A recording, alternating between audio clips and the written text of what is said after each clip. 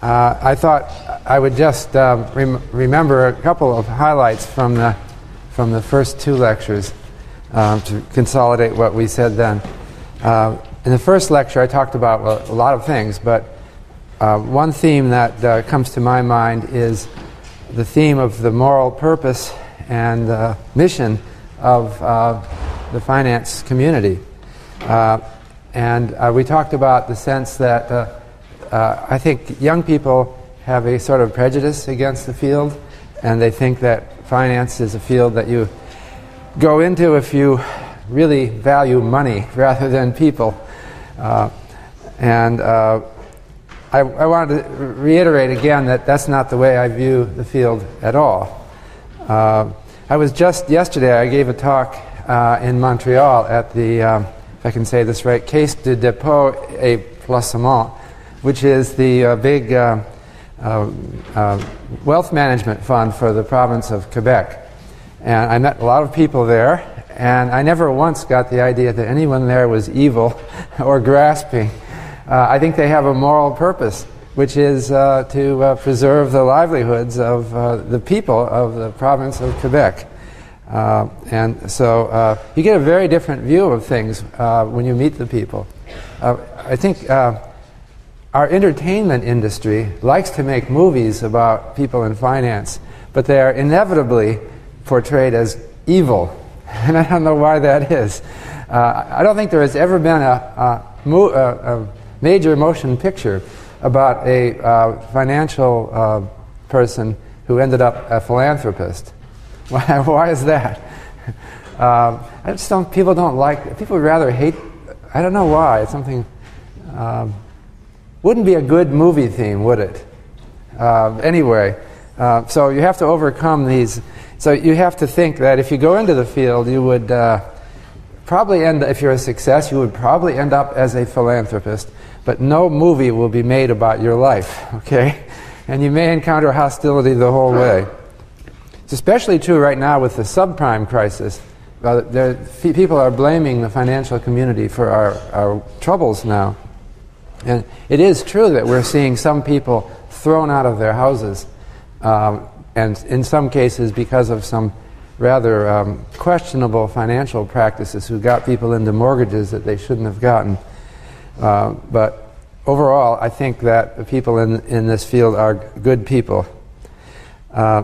In the last lecture, I talked about, the second lecture, I talked about the pooling of risks. And the basic theme of that lecture was that we now have a mathematical theory, probability theory. And when you look at this theory, you realize that it suggests a very important technology for improving human welfare, and that is by spreading risks. The economy and technology and the weather and all sorts of factors create risks. But the real technology is the technology that works to eliminate risks is to spread them out, to pool them, share them among many different people. And so the ideal that theory suggests, and it may be unreachable, but the perfect financial system would have all of our risks pooled completely. That is, nobody suffers alone. If anything happens to me in my livelihood, it's spread out over everybody. And everybody, that means the whole world, okay? And whatever happens to me, when it's spread out over 6 billion plus people, it ends up divided by 6 billion, and it becomes unobservable. It becomes so small that it's meaningless. And so that's the ideal. That's what in principle we can do. And that, I think, is the most important concept in finance, this concept of risk pooling. We live in a world where people suffer all kinds of misfortunes. And of course, we can try to get rid of these misfortunes. We can do research on disease prevention and weather modification, global warming. We can do research on all these things. But there's another technology which is extremely important, which is even leaving the risks as they are, just sharing them better. And so I'll be talking more about this. The problem is that while the principle of risk sharing is very simple and obvious, the practice requires technology. So it's just like you could say, some of the principles of mechanics are very obvious, but to make an engine that operates in terms of those principles is not obvious. Okay, so what I want to talk today is about what I call technology in finance, and I'll present my view of the situation, but maybe it's a rather idiosyncratic view that I have, but I think it's not so much idiosyncratic as a different emphasis that I put forward. So what I want to talk, there's really three themes to today's lecture: a risk theme, a framing theme, and an invention theme. So I want to go over the kind of the history of risk management and through these three themes. The first one is, or I might say, a long-term risk theme. So let me go over these three themes. Okay.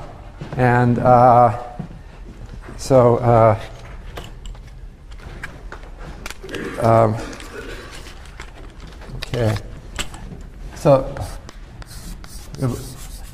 long-term risks are dominant in our lives. By that I mean that everyone's life is a sequence of shocks that accumulate over your life. I'm talking about economic shocks. When you start out young, we're unequal at birth, of course, because of our parents and the advantages we have, but relatively equal at a young age. As each year goes by, you accumulate economic shocks. Shocks to your human capital, shocks to what you own as you get older. You start accumulate. Your human capital is your ability to do things, and your knowledge, which is what you have to sell in the marketplace. As you get older, your human capital evolves, and it has its ups and downs as you age, and you start switching from human capital to other forms of capital. In other words, you start saving, and you own stocks and bonds and real estate and other things. Each of these suffers a sequence of shocks that accumulate over your lifetime. So inequality gets worse and worse as people age, and it is at its worst after retirement, when you are no longer, you've exhausted your human capital and you're living off of all the accumulated physical capital. That's the life cycle story. There's great inequality among the elderly, and that's a problem. Some of them are living very badly. Others are living with in great comfort. So that's what finance is about. It's really about people. We don't care at all about corporations. We should make that clear, except as they contribute to individual welfare. So I don't care what happens to Citigroup or IBM, except for the fact that there are all those stockholders out there, and they're of all different situations. Some of them are absolutely dependent on their holding of these stocks. And that's what we have to think about. And it's a long-term problem. So the problem with long-term risks also is that anything that we do to mitigate these risks creates moral hazard. And that's another fundamental theme of finance. What is moral hazard? That's a term that first entered the English language sometime in the mid-19th century. But of course the concept goes up earlier. Moral hazard occurs when a risk management institution incentivizes you to do bad behavior, to show bad behavior. And the classic example of moral hazard is fire insurance. I get fire insurance on my house, and so I behave badly. I deliberately burn the house down to collect on my insurance. That's moral hazard. But it's not unique to that. It's all over the place. When you manage risks, you create moral hazard.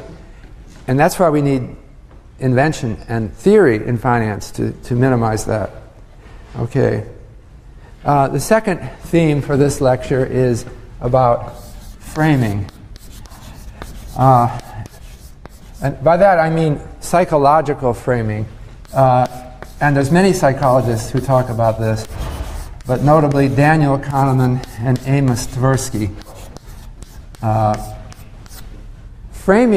Psychological framing means the tendency for people to view things in a distorted way, depending on how they're presented. If I present things in one frame, you would react one way. I present the same thing in another context or background or environment, and you react very differently. So I'll expand on this in a minute. The third theme is the invention theme of this lecture.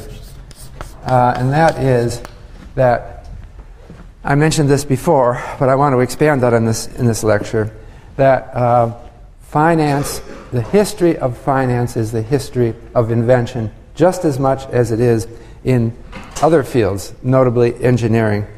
The idea that I want to develop is that the history of finance is a history of discrete inventions, that non-obvious ideas that were conceived of to solve these problems of long-term risks and to get around the psychological barriers imposed by framing biases, that psychological biases, to allow people to actually manage the risk and to get around moral hazard.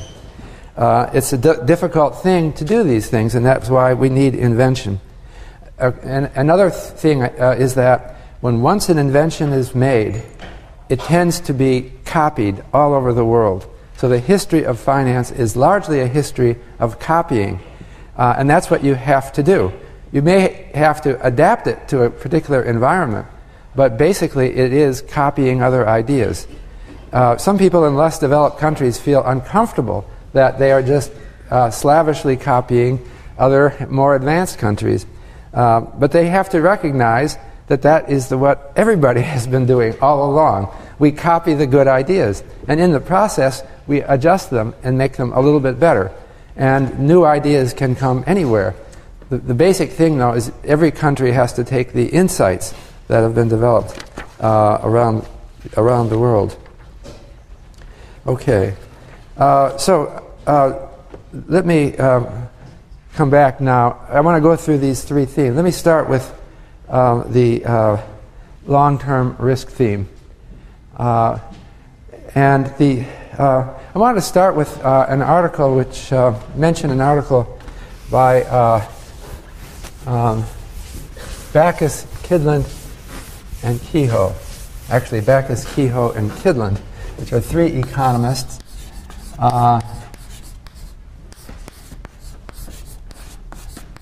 One of these, the last of the three, is Finn Kydland, won the Nobel Prize a few years ago. But in this article, they talk about the correlation of consumption around the world. What is consumption? It's the amount that people spend on consumption goods, things that you buy for your current use, like food, shelter, clothing, etc. Every country computes an estimate of how much is spent each year on the consumption of the people who live in the country. What Backus, Kehoe, and Kydland did is looked at how much the consumption correlates. The movements from year to year correlate across countries. And if there were perfect correlation, it would be a correlation of 1. That is, when one country's consumption increases from one year to the next, every other country's consumption increases from one year to the next. What they argued in this paper is that if we had perfect risk management, there would be perfect correlation of consumption across countries. Because if we get rid of the idiosyncratic risks, all that's left is planet-wide risks. Okay? If we had perfect financial markets, and this is intuitive, and maybe I don't know how obvious this is. It's obvious to me, but it's an intuitive point of great importance. Nobody would suffer alone. Okay? Anytime there's a risk that hits one person or one country, the financial markets would spread it out over everybody, and it gets very small. What's left? The only risks that are left are risks that everyone shares. okay? And so you would see planet-wide risks expressing themselves in consumption, but nothing else. Do you see that point? So we'd have perfect correlation? Suppose the planet were hit by a comet. Okay, this happened, something like this happened 65 million years ago, so it could happen again. Maybe it won't. Now we have better plans to prevent things like that. But suppose it did happen, all right? We would see huge damage on the impact site. Let's neglect the fact that some people would be killed by the impact, okay? Let's suppose it was just economic damage. And so it would be a terrible disaster, but it would be a problem all over the world, right? Because the damage would extend around the world. But you'd be much better off if you were on the other side of the world, not where it hit. If we didn't have financial arrangements, then the people near the impact would be in terrible economic situation, and the people on the other side would be much better off.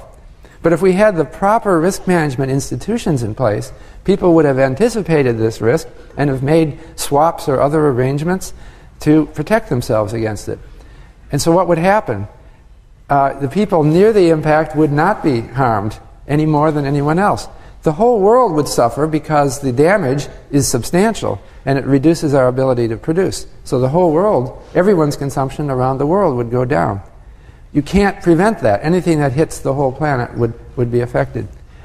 So Backus, Kydland, and Kehoe thought that that's the situation we should be in today. And there are things hitting the whole world, like global warming, for example. And there are many of them. But how well are we doing? We're not doing well at all, they concluded. The correlation across countries in consumption changes is low.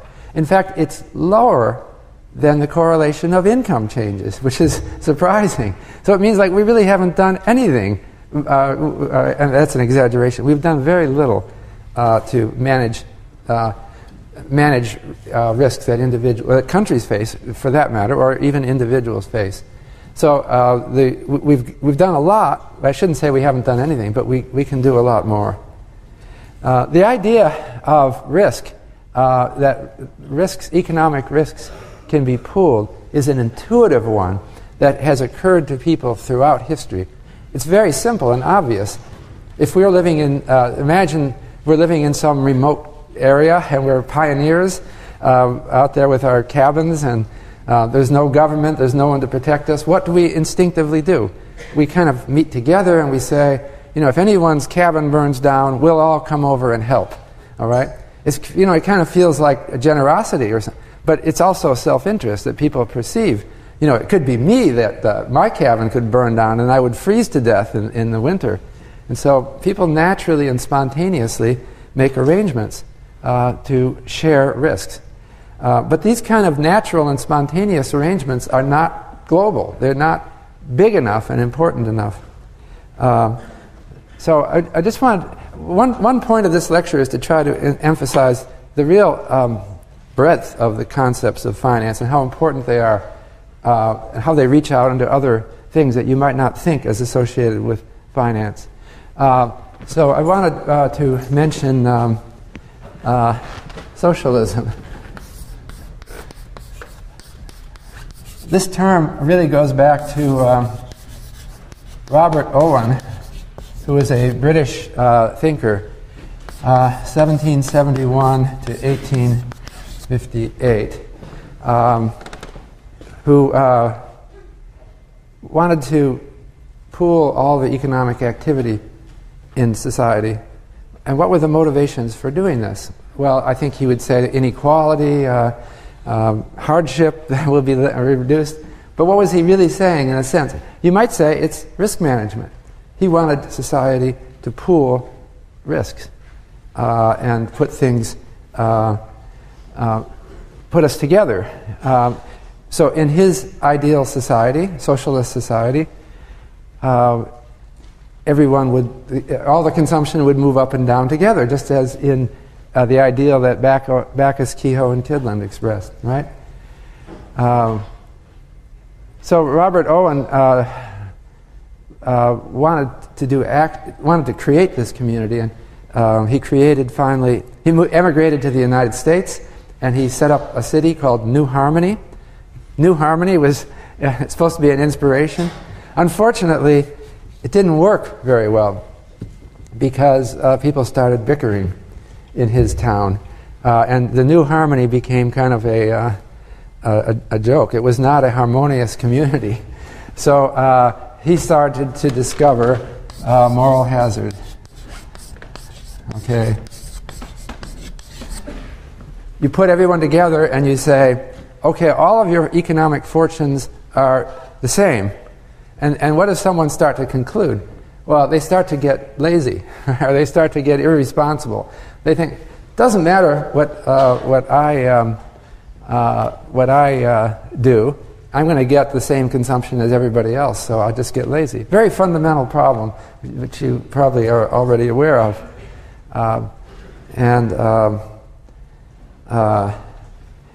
The socialist idea started to lead to a number of experiments in various countries around the world that were pooling risks. And they might not have put it this way. One is the kibbutzim in Israel, and these were communities that shared everything. Originally, they were very rigid about this. That they enforced complete sharing. If you belonged to a kibbutzim, you were completely stuck with the common consumption. But it wasn't just in Israel. In Japan, the Ito-en and the Yamaguchi Kai. In the United States, the Hutterites. And there's many other examples. Joining one of these communities has meant a real change in your life. It's complete sharing. The problem is, again, the ideal, they're trying to work toward, I think, an ideal that we see in finance, namely the perfect correlation of consumption and the elimination of risk. We all help each other. But the problem they hit is moral hazard. I've heard stories about a lot of bickering at the kibbutzim when someone gets a gift and the other people at the kibbutzim say, well, you can't have that by yourself. We share everything. Some people say, I'd like to have my own television set, and I don't want to go to the common room and watch the same set with everyone else. I just kind of want to be at home by myself.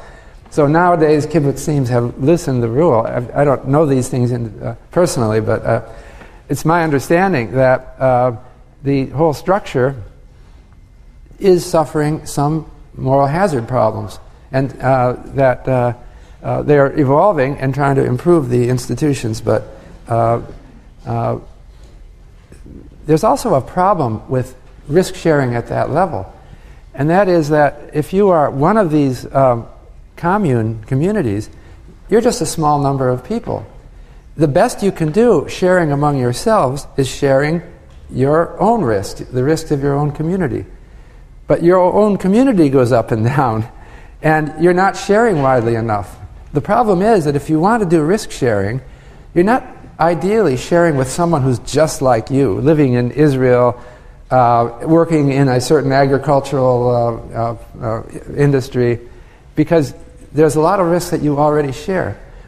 You should be sharing your risk with someone who's completely different, probably living on the other side of the world in a completely different industry, where the weather and the institutions and the political situation is completely different.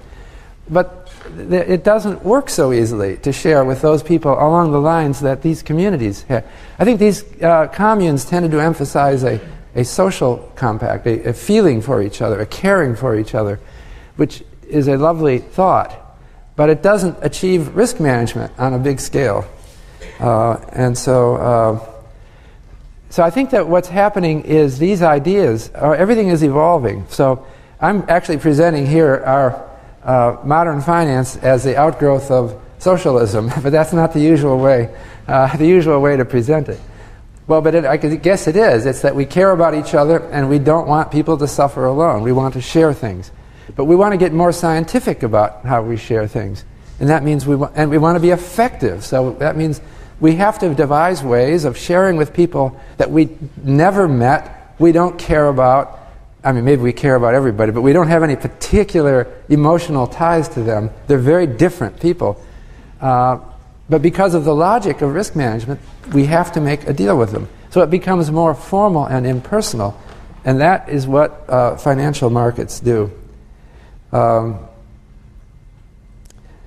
what's happening is we're seeing an evolution of risk management. And you hear about it in various terms that sound abstract. So we have private equity, we have venture capital, and we have employees getting incentive options. These are efforts to solve the moral hazard problem and to manage risks. I believe that we're gradually learning in our society. This is maybe not widely appreciated, but every decade that goes by, we do a better job of incentivizing people and preventing them from being discouraged by risks. So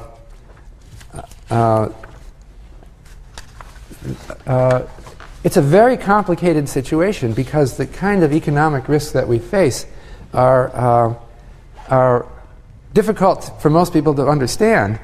But they have to try to. We have to try to let people manage their own risks for themselves to some extent. That means we have to expect people to understand these things somewhat. I think we have an important role for economic or financial education because of that. Each person is in a different situation. It's a very complicated world, and we have many different risks. So, okay. Well, now, continuing on the risk theme, I've mentioned one philosopher, Robert Owen. I could have also mentioned Karl Marx. Why don't I mention him here? A very important thinker who had very low regard for the financial community, I think. Unfortunately. He wanted to kill them, I think, or at least some of them. Nonetheless, he shared certain things in common with them, namely that he was concerned about inequality, about some people doing badly, and he proposed an economic alternative that would pool risks. And in fact, he actually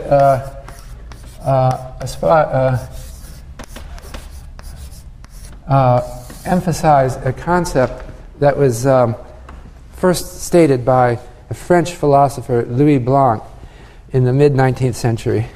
And Blanc said, the ideal society is, and now I quote, the ideal society is based on the principle of, and now I quote, from each according to his abilities, to each according to his needs. Have you heard that quote before? Karl Marx quoted Blanc, but he didn't credit Blanc. He didn't mention the name because I assume he thought everyone knows this was Blanc. But Marx was falsely attributed to having made that statement. And it's come around to us that was, a lot of people say that was the core of his communist philosophy. That is complete risk sharing, right? Some of us have high abilities and we succeed. Some of us have low abilities and we fail. But we all get the same goods. We all have our needs satisfied. And so that, I think the communist system is effectively a theory of risk management. And that's not something that you might think of usually. What was the big problem with communism as it was espoused by Karl Marx? The problem was that it had a moral hazard problem. And I've already been through it. It's the same moral hazard problem that you see at the kibbutzim and the Yamaguchi Kai and other places. That people don't work effectively when their economic interests are completely pooled. And so, well, I suppose we've learned from the Marxian experience. But I think just about every country of the world now recognizes that it's a complicated thing to get risk management working well, and we have to design things more careful. We can't just smash things and start all over. We have to design a system of risk management. And that's what I think finance is about. I wanted to mention a couple other philosophers who talk about risk management. One of them is the economist John Harsanyi, who won the Nobel Prize in economics some years ago. And another one is the philosopher John Rawls, who wrote the book Theory of Justice, which has become a classic. And I think of both of these as incorporating, I would, especially with Harsanyi, but also with Rawls, as incorporating some idea of risk management into our basic philosophy. So we have a philosophy that, most of us, that some kind of economic inequality is a bad thing, and that it's unjust for someone who is, for no fault of his or her own, is suffering economic hardship. But how to formalize this idea? John Harsanyi was the first to write about this. He said that we should think of, when we think about distributional justice, we could think of it as a risk management problem. And that, he said, imagine that we could get people to have a big town meeting for the whole world. And he said, before they were born, okay? So there's some space up in heaven where all the unborn babies are that will live in the future. And unfortunately, they're not able to have a town meeting. But let's suppose they could, all right? And so we're up there in heaven thinking about our lives in the future as people. And what would we do? Suppose we don't know what economic circumstances we'd be born into and what kind of contingencies we'd have in life. What would we decide? Suppose we were trying to decide on a constitution for the world in that state. John Rawls expanded on this, and he called it the original position. So what would they do? Well, they would probably agree that we'll do some risk sharing, right? Everyone is thinking, I don't know whether I'll be rich or poor, and so I would like to have a world in which risks are shared. On the other hand, what would you decide, if you can imagine yourself in that situation, what would you decide about inequality? Would you decide to have a world with absolute equality? Well, you know, somebody would probably, suppose someone proposed that up in heaven now, and someone else might say, well, that's not going to work so well. That's like a kibbutz, like one of the kibbutzim. It's not going to work. We're not going to enjoy it. Something's wrong with that, because it's going to create a moral hazard problem, and we're not going to be as productive. Someone might also say, you know, a little inequality, even a substantial inequality, is not so bad, as long as nobody is really suffering, as long as everyone has the basic needs and we can all be happy. But, you know, let's let some people make big fortunes, because that provides spice in life and some adventure, something to look forward to, that you might get this. And so you could see saying, we don't want to eliminate inequality.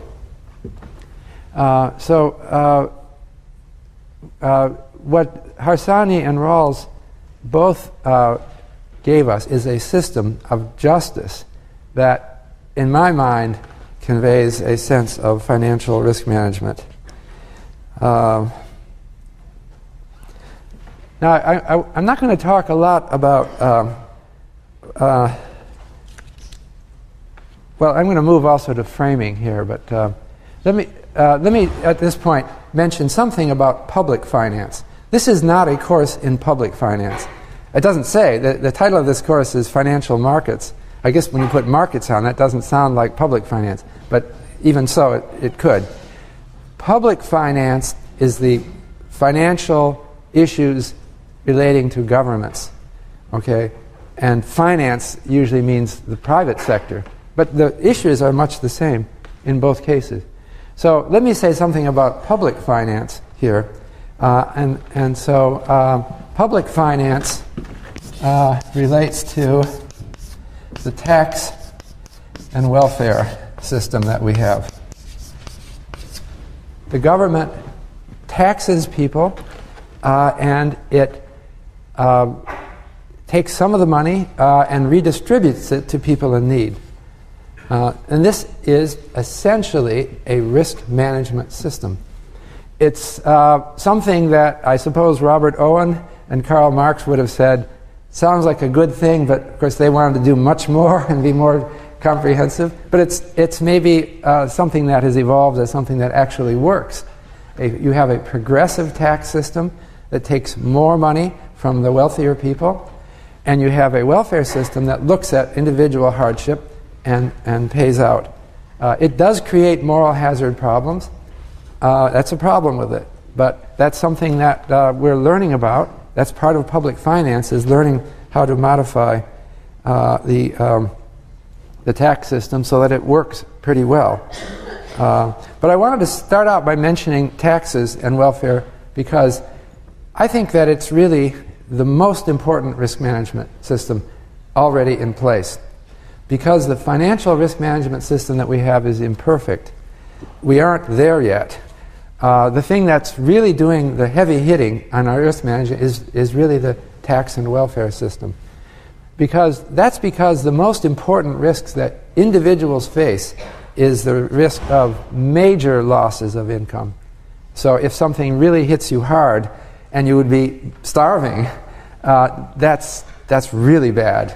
And so nobody starves in advanced countries of the world today. And that's because of this system. Moreover, you might get hit by an illness, and then you could be in desperate trouble that you will die unless you get some kind of emergency care, which might be very expensive. So every advanced country in the world has a system that provides for this, including the United States, incidentally. We don't have a national health care system. People say we don't. Well, we don't, but we do have an emergency care system so that anybody who is suddenly stricken will be taken to a hospital and taken care of. It's not perfect, but it is there, and so what we do have, we should be thankful for. It's very important. So I thought this would be a good lead-in to the second theme of this lecture, which is framing. We have a good system in the taxes, but it's imperfect because it hasn't been thought out thoroughly in terms of risk management. So let's talk about framing and taxes. If you go to look at congressional discussion of tax rates, you won't see risk management mentioned very often. They seem to talk about it in their own terms, which sound to a public finance expert as, very populist or unprofessional. I guess they're elected officials, and their voters are not finance theorists and don't think of these in these terms. There's Edward McCaffrey did a history of taxes. He's a law professor.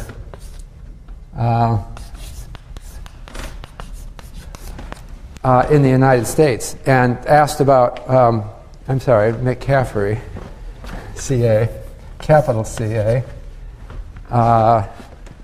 two C's, McCaffery,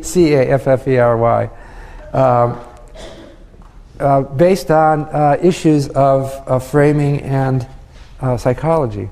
So we have a system which you say it really, the progressive tax system is very important, but it's not conceptualized right. So what McCaffrey points out is that the only time the government in the United States has ever been able to impose high taxes on wealthy people is during wars. And if you look at the history of U.S. taxes, the very simple history is World War I and World War II. During World War I, our men were out dying in Europe, and people would vote for someone who said, let's raise the taxes on the rich. Someone profiting from this war now doesn't sound right when other men are out there dying. So they raised taxes during World War I. They did it again, even more decisively in World War II. And that's how we got progressive taxes.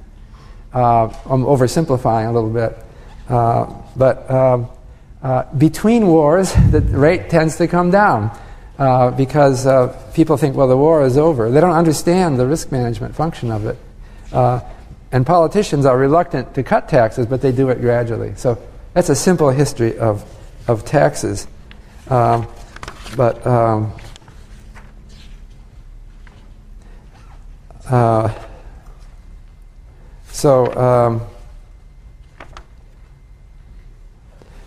Actually, in the United States, the income tax came in during the American Civil War,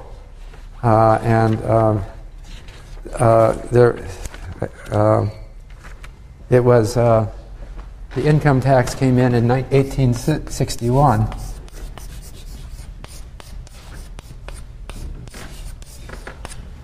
Again, during a war. And it was a progressive tax. The tax, as of 1862, was 3% on incomes over $600 a year. That sounds kind of low. That was 1862. And then they raised it to 5% on incomes over $10,000. It was the beginning, but it didn't take because they had technical problems. I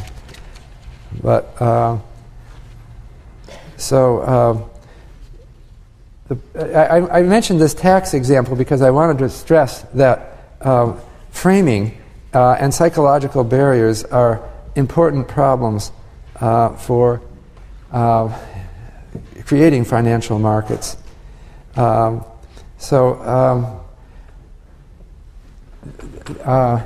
idea is that people don't see this basic risk management problem, and they see things in entirely different terms.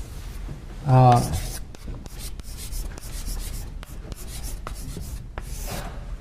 Kahneman and Tversky talked about how people view financial gains and losses, and they talked about how people's actions are very malleable depending on how things are presented. One of their most famous examples, they asked people the following question. Suppose you had bought expensive tickets to a concert, okay? Very expensive. You paid $200 for each ticket, and you have 2 tickets, $400 worth, okay?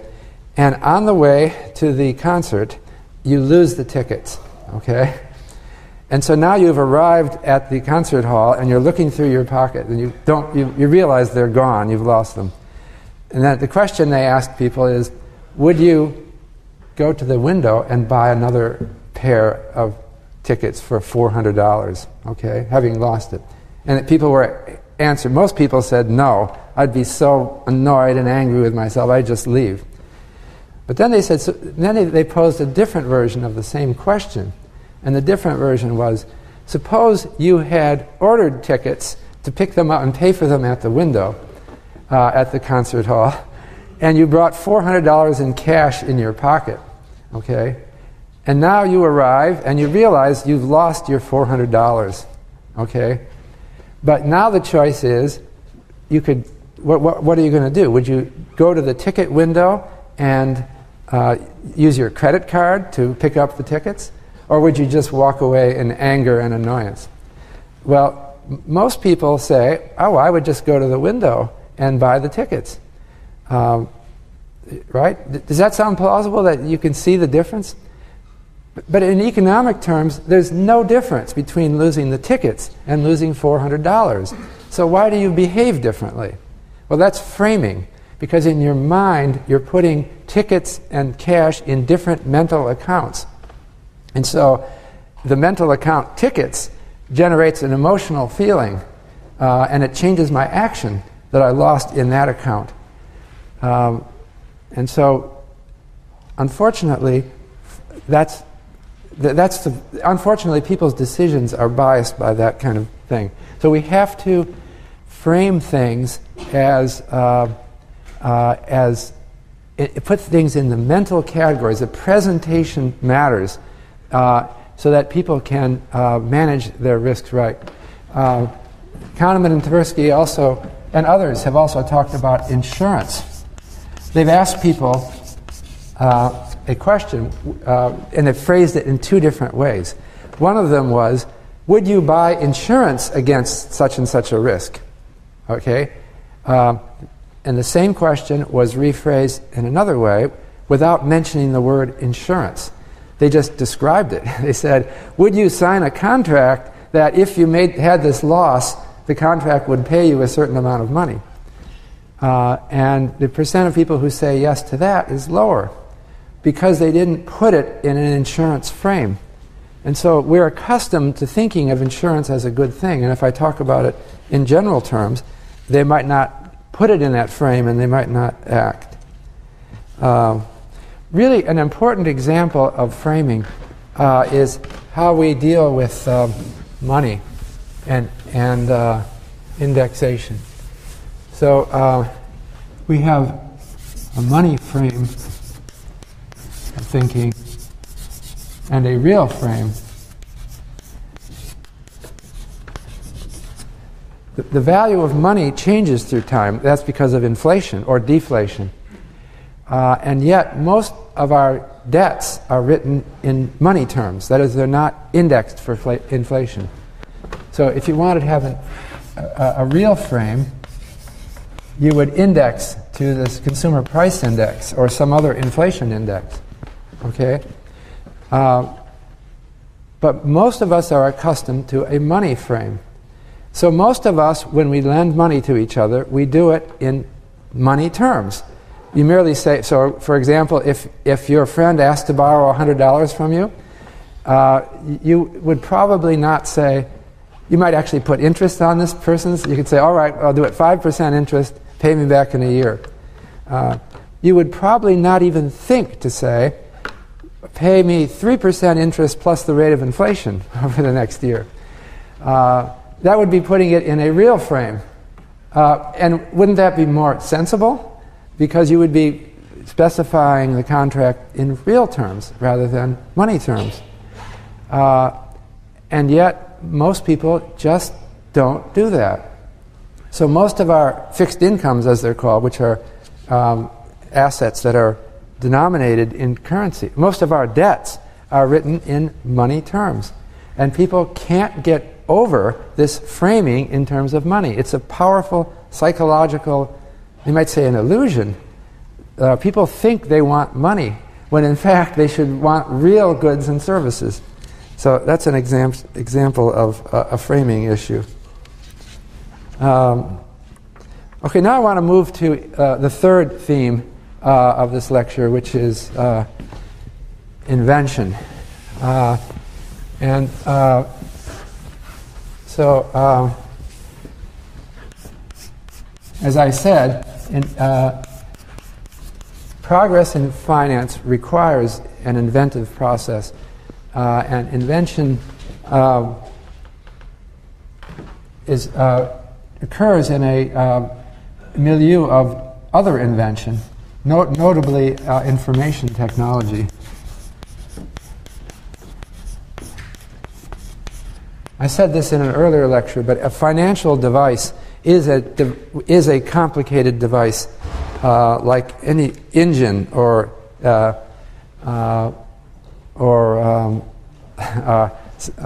any other thing that they patent and develop by to solve some physical problem.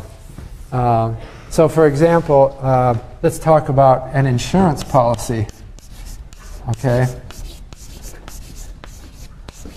As an invention. An insurance policy, the concept is very simple. We could talk about fire insurance or life insurance. Life insurance is designed to protect, ideally it protects parents with young children. That's the most important application. So if one of the parents dies, it creates hardship for the family because the remaining parent has the burden of caring for children and earning a livelihood to support all of them, and it is very difficult. So we have a policy that pays them if one of them dies. But it's not so easy to devise this. And the concept is very simple. So in order to devise an insurance contract that does this job, we have to have a contract between an insurance company and the insured.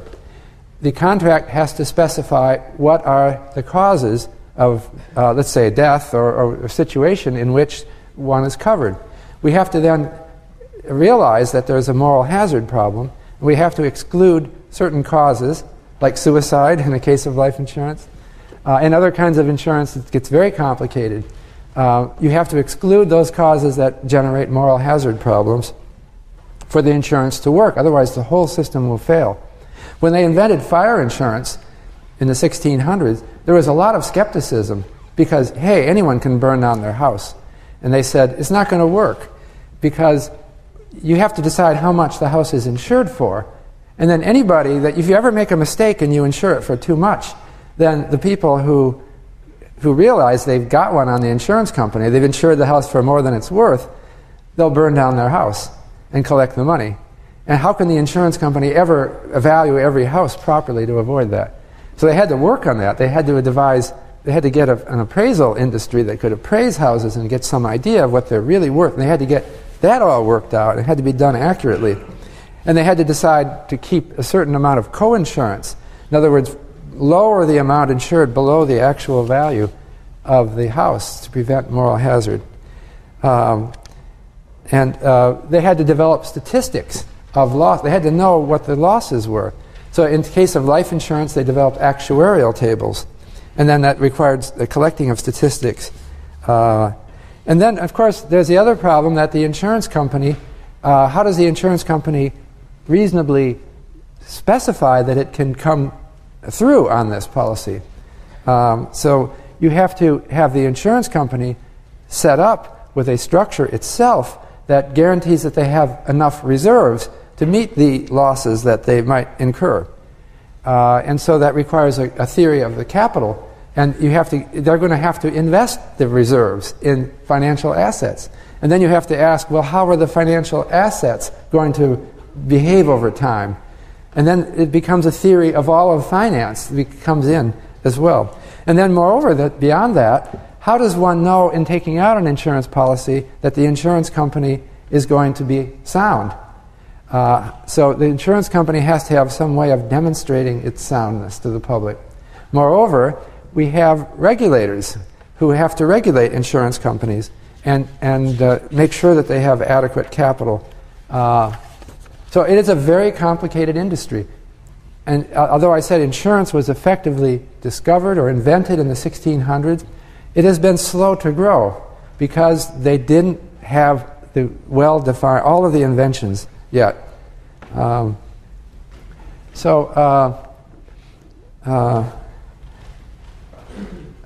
wanted to just give some...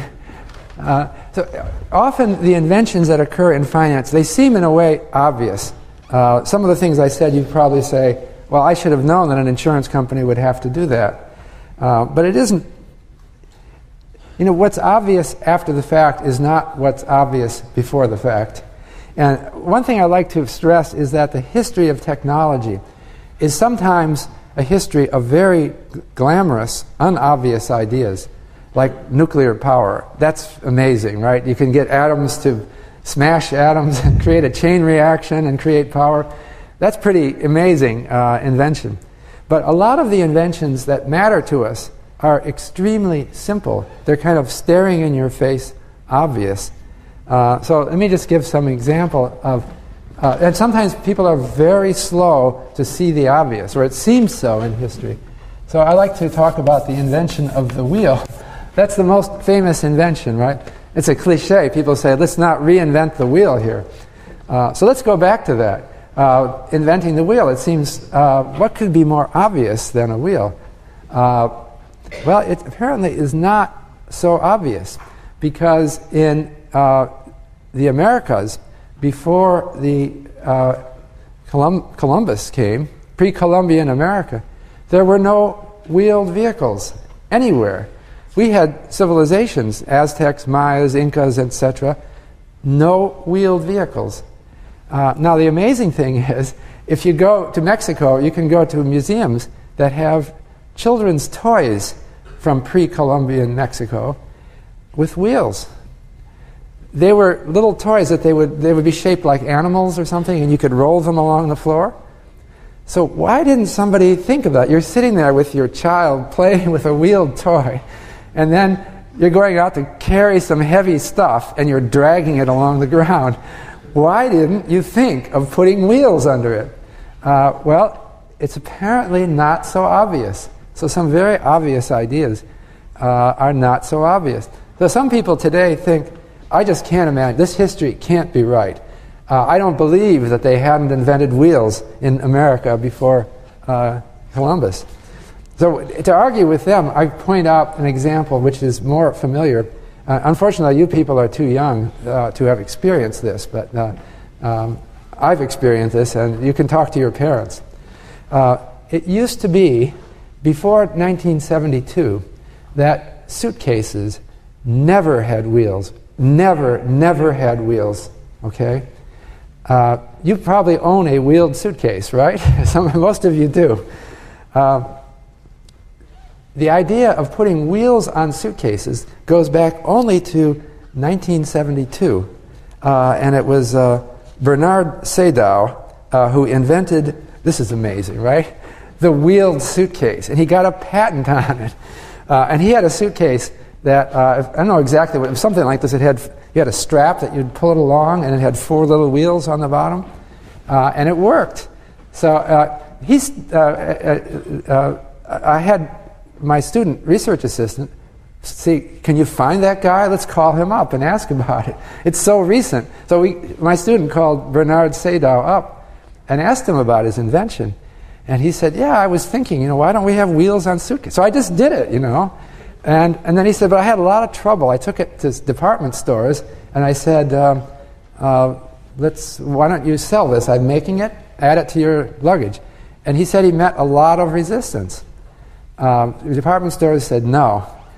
And so we asked, well, why would they say no? I mean, it's such an obviously good idea. And he said, well, they said people won't buy it. And anyway, they said, look, you go to any train station, and there are these red caps or porters, and they'll carry your suitcase for you. You don't need wheels. That's what they told him. But it seemed like there was kind of a way of thinking. I think maybe people would be embarrassed.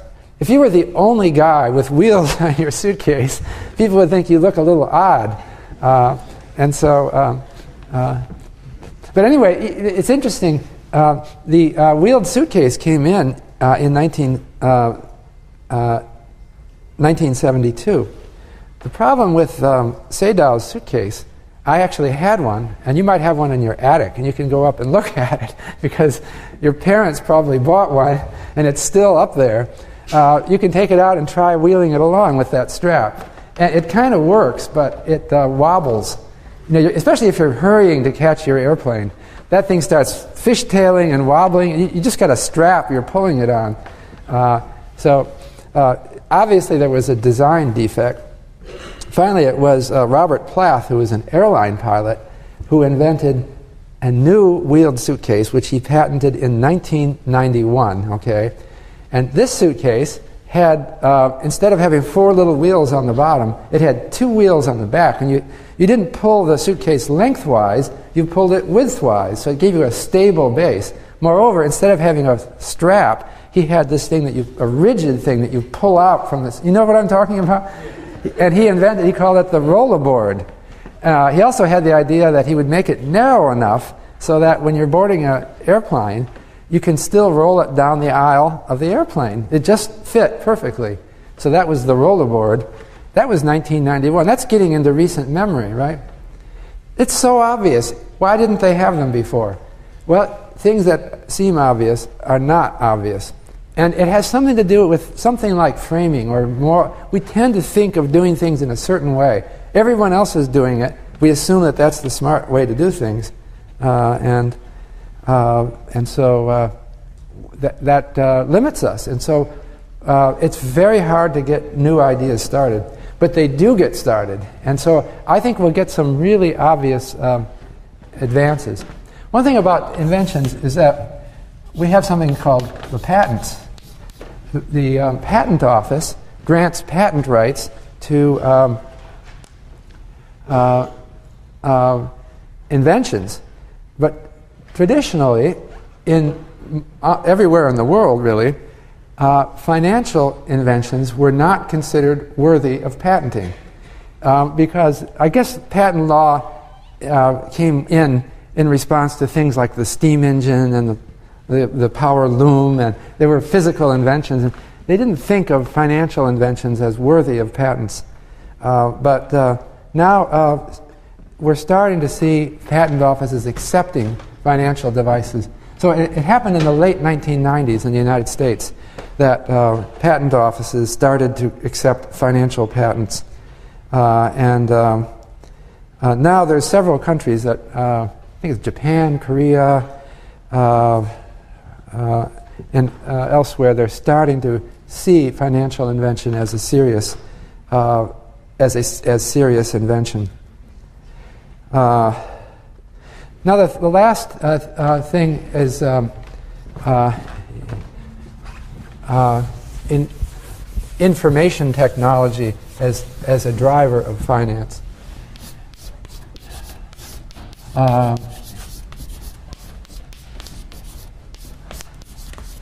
And I'd like to stress information technology because we are living in a time of rapid advance. And as you know, I don't have to tell you this, computers are becoming more and more a part of our lives. And this is something that is transforming the world. What is it that makes us uniquely human? You might say, well, a good part of it is our ability to process information. We differ from lower animals in our brains, which are much more capable of storing and processing information. But we're living in a time of revolution when machines are challenging or competing with our brains. And this may create economic dislocations that we will see throughout our lives. But also it creates opportunities. I wanted to stress on the opportunities. A lot of financial innovation is co-evolved with information technology. A lot of simple ideas of risk management are ideas that require well-designed information technology. And we've seen a lot of advances in the last couple centuries that make financial innovation possible. So I thought I would give you an example from the 19th century, which is very important. And again, it's public finance. I'm not going to stress public finance so much in this course, but it seems I'm going to give the example of 19th century information technology and the 19th century invention of Social Security. So let's go back to the 19th century. That's the 1800s. That was a wonderful century for information technology. You probably don't think of it that way because you say, wait a minute, the computer wasn't invented until the 1940s. Actually, you would be wrong. The computer was invented in the 19th century by Babbage, although he didn't actually make one, but he wrote down a design which was similar to what we do now. But there were a lot of other things that happened in the 19th century that advanced information technology and made finance really powerful. One was paper. It sounds very simple. At the beginning of the 19th century, in 1800, paper was handmade out of cloth. That's the way they made it. Paper, therefore, was very expensive. And so if you bought a newspaper, it would be only 2 sheets because it was so expensive, not all the thick paper that we have today. And it would cost something like $10 or $20 in today's prices. So it would only be wealthy people who would buy that every day. And they invented the paper machine so they could mass produce paper. Didn't have to be handmade anymore. And they invented wood pulp paper, so it didn't have to be made out of cloth anymore. And so the price of paper fell. So that created opportunity for record keeping, which was very important because that's what finance is built. You need financial records. You can't have just one copy. You have to have multiple copies. They also invented carbon paper. Maybe you don't even know what this is. Do you all know what carbon paper? I guess you do know what this is, right? It's obsolete. Do you have any carbon paper? Anyone here in your room? You do? Okay, so it's not obsolete.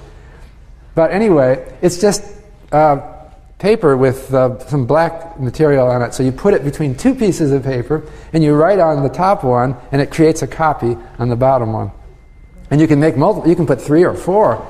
The copy gets worse and worse each time, but you've got multiple copies. That's information technology. And so that you really need that, because if you have only one copy of something, you don't have a backup. So you could store the one copy separately. Also in the 19th century, the typewriter was invented.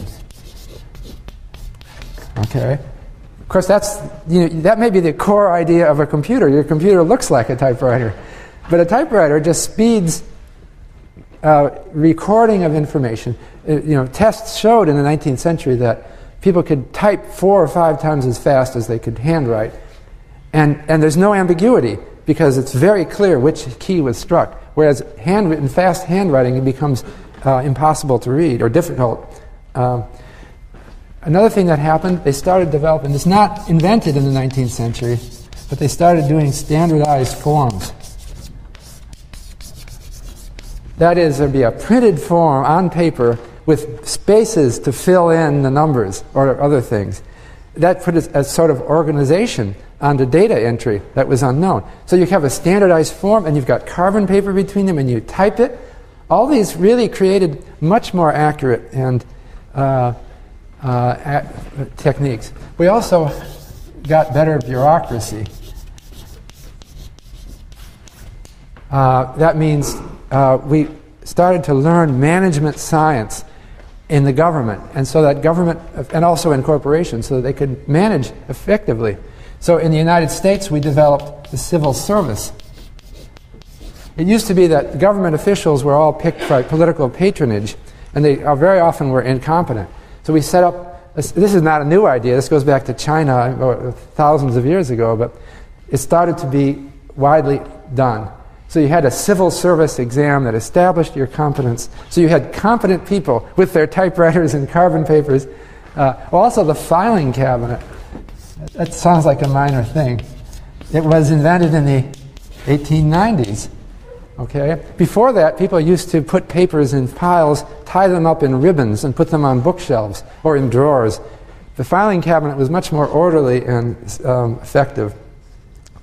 And so all those things developed in the 19th century, and it just created a new world for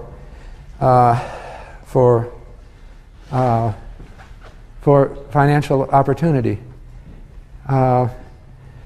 So things started to happen in response to this, and risk management got better. So I wanted to talk about Social Security as a risk management technique that developed in the 19th century. And it developed in Germany. And it is very interesting to me because it's a discrete invention that happened in a point of time in response to information technology. This was 1889 under the government of Otto von Bismarck. Although he has nothing to do with this, I think. It was other people, economists in Germany that invented this idea. So what did they do? I should have also mentioned another really important information technology that developed in the 19th century is the postal service. Although we had mail before then. But in the 19th century, they decided, they just got really good at delivering mail. In 1799, it would cost so much to mail a letter, I don't know exactly, something like $10 or $20 to mail a letter at today's rate, and it would take a long time to get there. So for most people, it was prohibitively, I'm talking in today's prices, roughly speaking, most people wouldn't ever mail a letter or get a letter. Too expensive, not to count only the paper, and everything was expensive. But in the 19th century, they developed postal services and interacted with the railroad. They started having mail cars on trains, and they started having postal sorting on the train. That they were speeding the mail so that this didn't have to wait to sort it before it went on the train. It was sorted while it was moving on the train. Germany was very effective in these. They had an advanced bureaucracy, a good postal service. And then they had a network of post offices all over the country. Every little town had a post office. So this was the internet of the 19th century. And it really changed everything. So in 1889, German government decided to use the postal service as an information network to create Social Security. And they created a new law which said that every person who works in Germany has to pay the government a certain percent of their income into the Social Security system, and in addition, the employer has to match this, so that both the employer and the employee has to do it. Now, how in the world can somebody actually make that work for a whole country? There were 11 million workers in Germany at the time, and other countries looked on this as, this is ridiculous. No government can actually manage the system like this. But they did it through the postal system. You had to make your employer can do it for you. They take the money to the post office, and the post office would give you stamps. It was already the same technology they used for the mail. And you kept your Social Security card, and you pasted stamps on it that proved that you paid it. And they kept a copy of that, and they filed it away. And the government had a complete record of your payments into the system. Then the design was that when you reached the retirement age, you would then get funds from the government for the rest of your life, your retirement funds. How did they decide how much? It was based on what you contributed. They would pull out your entire life history of contributions. They had it because you had filed it all at the post office and everything was bureaucratic and efficient, and they calculated according to a formula what you would get. So it was a real insurance system. And then they would pay you in your retirement.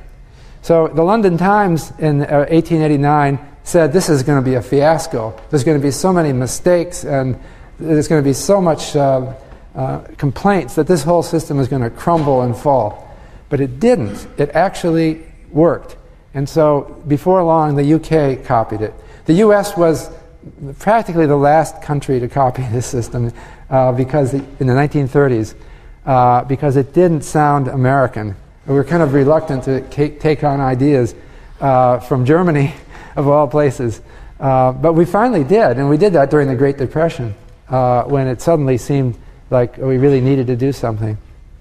So that's an example. You see how information technology created a Social Security system. Now, the really fascinating thing is we have the same system today, except we don't use the Postal Service as the conduit anymore. Now it's all electronic and it's done via the internet, but it's the same thing. You will see deducted from your paycheck, and you already have seen this, it says FICA, and then there's a certain amount. It's a certain percentage of your paycheck, and the employer matches, just like in Germany in 1889. And when you retire, you can actually get it now electronically, your entire employment history, all your contributions. And when you retire, there's a formula. You can find it on the Social Security System website, which resembles the formula that they did in 1889. So we're still doing the same thing. Now, this invention of Social Security is well over 100 years old. But I think that because of the rapid advance of information technology, we're going to see a lot more progress over your lifetime. There's going to be a lot more inventions like this. And so that's why I think finance will be an interesting field. And it's for those of you who choose to go into it. Now finally, I just want to say next lecture is January 28th. And we're going to talk about portfolio diversification, which is one very important application of the fundamental principle of risk management, but as applied to securities. And it's more narrow than my very broad discussion. It's not public finance, it's not insurance, but it's one of the most important fundamental theories that underlies finance. And then you have a problem set which is due on that day as well, your first problem set. And the problem set is up on the website. So if you go to Classes V2, and you click on problem sets, it's problem set number 1. We're also going to, I'm going to email you about review sections. And so our first review section will be in the week of January, with your teaching fellows. It will be in the week of January 28th. And we're going to have to ask you to sign up with one of the teaching fellows. And we'll give you times and dates when the sections occur. I'll see you on January 28th.